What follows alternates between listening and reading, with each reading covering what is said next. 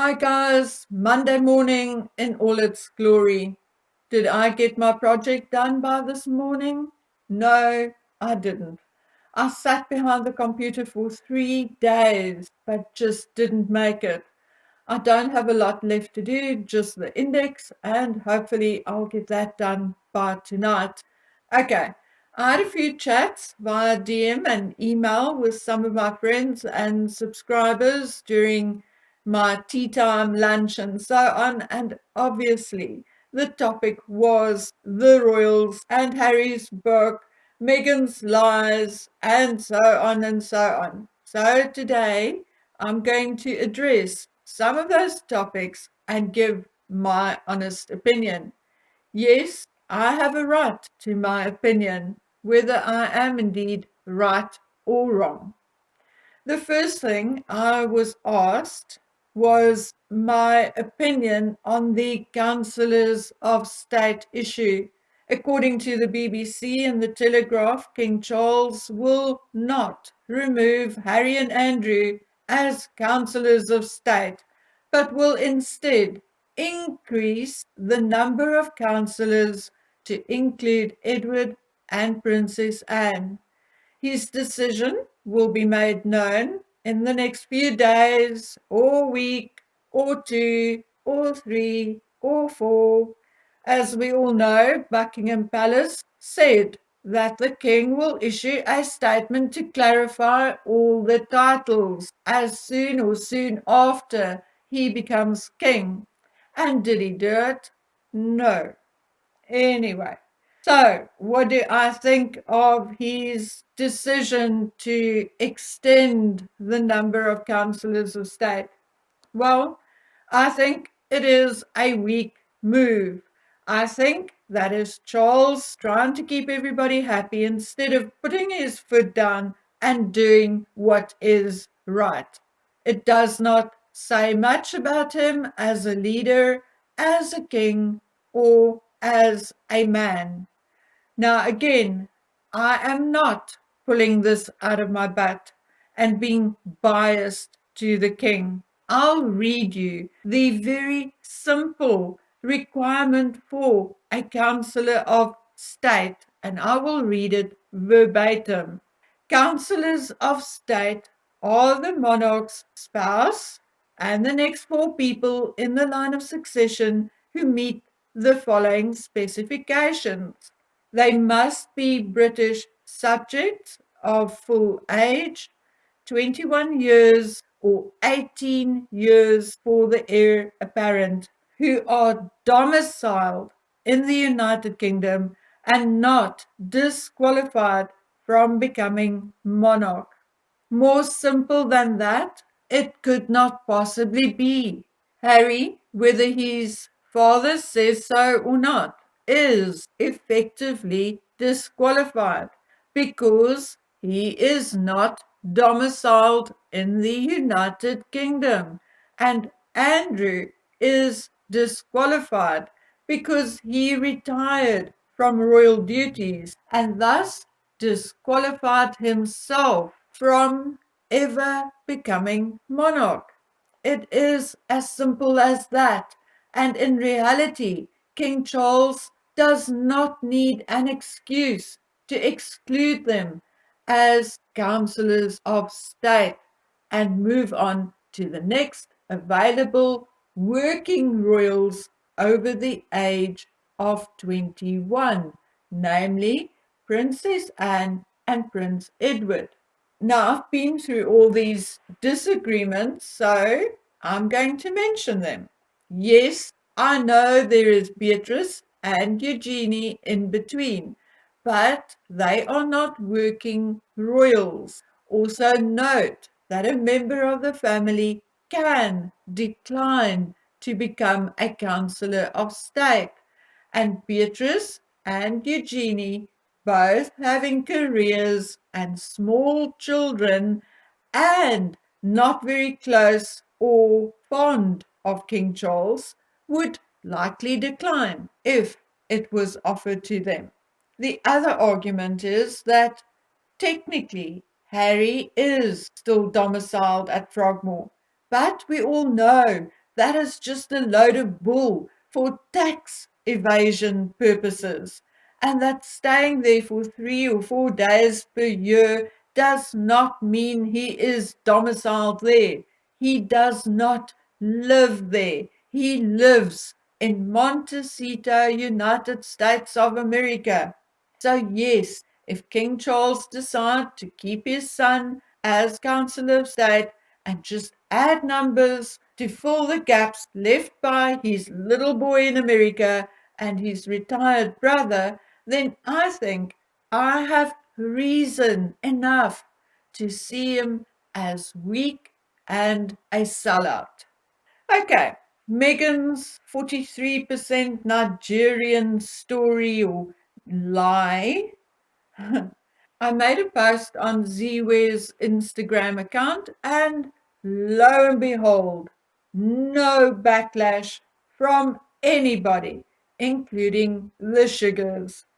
It seems for a change, nobody has a comeback on that one. I guess you just can't argue with science.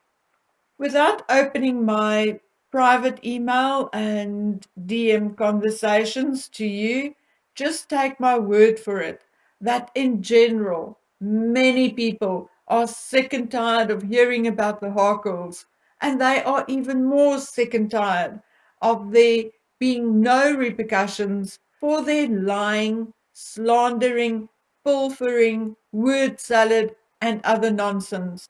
One of my subscribers made it very clear in a long, long letter that she is so sick of seeing their faces and seeing them getting away with all their lies and BS that she is prepared to do just about anything to see some form of justice.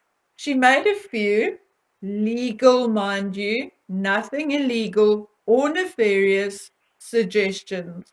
I read through it and took a day to think about it before I replied. The sad thing about it all is that I do not think any of it will work. Had we dealt with a normal couple and strong leadership, maybe it would have, but we are not. Bigger media outlets such as Sky News Australia, GB News, and even Fox on occasion had called Meghan and Harry out on their lies and behavior, and yet there had been no repercussions, no action, and Madam is still lying, still giving platforms to do it on, still earning money doing it, and still receiving bogus awards. Harry is still talking shite through his butt and earning big bucks doing so. So, what will it take? In my opinion, and I told her so, there is just one way, and that is through the justice system of the United States.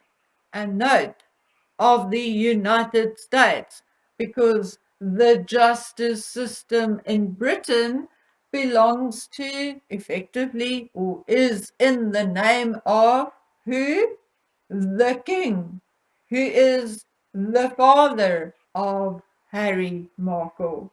So when I talk about the justice system, I'm actually referring to the following. It is time for honesty and fairness. It is time the IRS look into their finances and tax evasions. It is time that those with knowledge about their actions stand up and speak up. I personally know of one instance in which Meghan Markle could have been taken to court, would have lost, and suffered a huge embarrassment, which could have been very damaging to her. But did it happen? No. And why not? Simply because Buckingham Palace stepped in and paid the people off and made promises they never intended to keep. Yes, I want to hear the gossip. Yes, tell me. because I want to build a profile on this disturbed couple, but also know that it is not good enough. If Megan elbowed you, pushed you into the pool, bullied you, or you know something about the children which is not right, you need to do something about it. Take her to court or have her charged. It is not my fault, or Murky, or Taz, or P. Dina, or Paula, or Trevor Colt, or the hundreds of thousands of our subscribers' fault that there are no repercussions and no justice. We are doing what we can. We are speaking out. We spend hours making these videos. We are writing letters and making posts, but out there are those with the knowledge and power to bring an end to all this hurt, damage, and bullshittery dished out by the Harkles. And they do not have the balls to do so, or then the honesty and integrity to do so. And why not? Because they are more interested in their own pockets and fame than they are in justice. And that, my friends, is the truth. Don't blame me, or Murky, or Paula, or Sky Australia, or whoever else for trying to find and highlight the truth. Blame those who know the truth, have receipts, and do nothing about it. Those are the people who are responsible for creating a future where our children will work their backsides off and never get the opportunities these two lying, scheming rats are getting. I know that there were things Tyler Perry and his aunt and even neighbors were not happy with while the Harkles were living in his home. Yet, now, more than a year ago, he comes out and tells us what a lovely, strong person Meghan Markle is. Yes, because it is the dishonesty and fakery of people like Tyler Perry making the Harkles strong. Their lies, their money making them strong. Where are the people Megan lied to? The people she ghosted? The people she stole from? The people she hurt? Why should it be up to Tom Bauer, Valentine Lowe, and people like us, thousands of kilometers away, to try to bring or find the truth? Why can't you, Prince William, King Charles, Trevor Ingelson, Corey Vitiello, Tyler Perry's aunt, the multitude of staff, both in the United Kingdom and the United States, and many others, stand up and speak the truth? And by the way, NDAs are not there to cover up criminality. And I'm just putting that out there. It is people like Samantha Markle and Jason Nuff who are trying to do something and get justice for themselves and others whom I really respect. It is people like them who realize that money talks, but not loud enough to buy the love and respect from everybody. All we, the public, want is the truth and respect, and that our intelligence is not underestimated. Stop making excuses for everything that is wrong. No, the king is not adding to the councillors of state in order to sidestep Harry and Andrew. He is doing it because he is weak and woke. He is fearing the backlash from a handful of sugars more than he fears Harry and Meghan and the rest of the public. He is not strong enough to handle the drop of backlash he may receive. Or then he is hanging on to those titles and positions on behalf of his wayward son because he knows that he himself has not led an exemplary life and has far too many skeletons in his own closet. I have said this over and over and over again. It is much harder to apply discipline when you yourself are guilty of the same transgressions. For example, King Charles worked with Dimbleby on that 1994 book, slating his parents. And now Harry worked with Moringer on his book. And that is just one example. So, how much do all these other people have to hide, seeing that they are so keen on speaking up and covering up for the Harkles? Because, like it or not, that is what it looks like.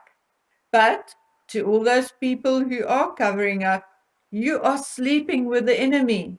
It will cost you in the long run. And more than that, I cannot say. So, my friends, my day is not over yet. I still have a lot to do, and hopefully, I'll finish my other work today so we can continue our discussions as per usual.